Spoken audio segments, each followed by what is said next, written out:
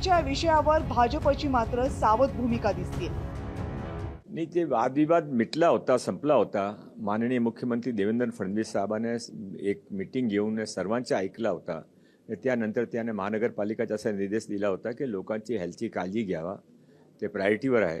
पण त्याबरोबर कबुतराने पण असं आपण काय रेस्ट्रिक्टेड फीडिंग, क्लीनलीनेस बरोबर काय करू शकता का, त्या मार्ग काढावा असं त्याने सांगितलं होता।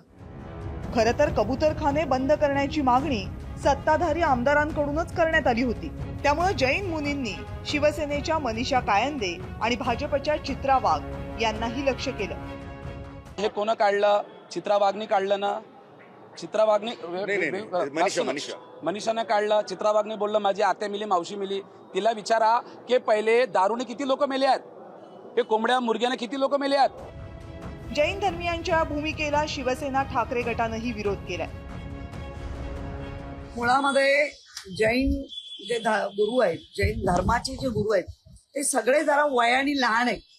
वयाने लहान असल्यामुळे जी एक जरी गुरु म्हणून घेतलं तरी ती एक समज लागते, जी सामाजिक समज ती या गुरूंमध्ये कुठेही दिसत नाही। दुसरी गोष्ट, जे कबूतर हा पक्षी आहे, हा तुम्ही काय तुमच्या नावावर करून घेतला काय?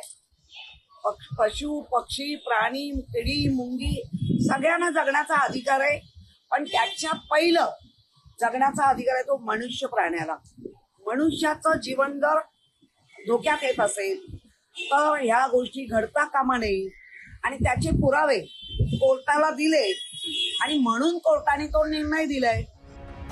जैन धर्मियांच्या आंदोलनानंतर मुंबई महानगरपालिकेनं पुन्हा एकदा दादरचा कबूतरखाना ताडपत्रीनं झाकलाय।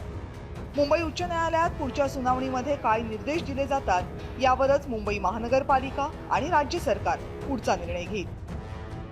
ब्युरो रिपोर्ट, जय महाराष्ट्र।